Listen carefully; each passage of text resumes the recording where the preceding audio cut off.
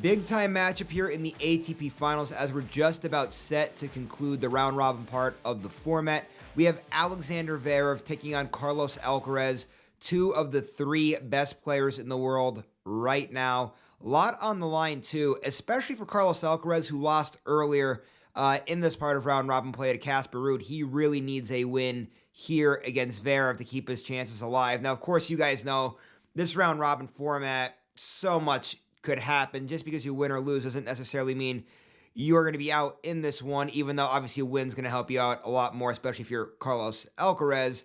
But rather than getting into the scenarios, let's just talk about this matchup here a little bit. And the way how I feel, guys, is, and we've seen this from Alexander Zverev time and time again this year, and it is when he's playing at the top of his game, he is tough to get out of there. Now, he's not consistent with always being on top of his game, but when he finds it, he is very hard to beat. And I think right now, he's playing just as good as tennis as really anybody on tour, right? He wins the Paris Open, looked very good in that tournament. Granted, there's a lot of upsets and some players pulled out and whatnot, but still looked very good in that tournament. And then look at how he bounces back here. Now, right after winning that, comes to this ATP Finals, hasn't dropped a set yet, looked very good throughout the course of this year's tournament.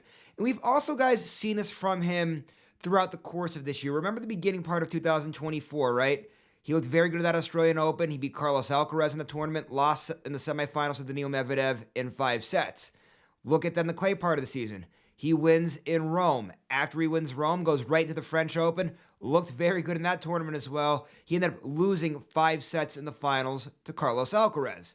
So again, I know it can be a little bit streaky, but when he puts it together, he's very tough to get out of there. And he's obviously, you guys know, very good with that very big first serve. His backhand's incredible. So Zverev, again, when he's doing what he does best, very tough to beat. Now, Alcaraz, on the other hand, you guys know, he's a phenom, right? The kid's an absolute stud.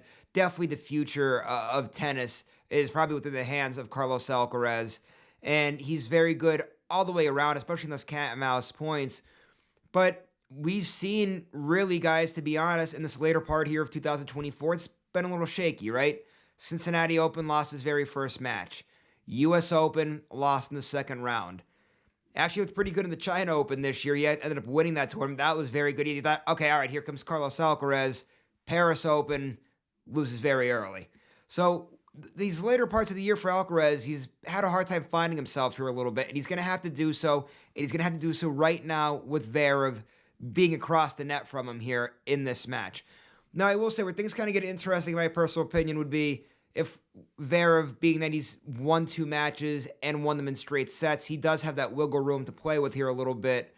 Does he maybe take his foot off the gas a little bit and have that opening for Alcaraz? But if he doesn't, if he's going to keep playing the way that he has been, I'm going to go, guys, with Alexander Zverev to win this matchup just because of what we've seen out of him as of late. Again, when he's playing well, he's good as anybody on tour, and right now, he's looking very, very good in this year's ATP Finals.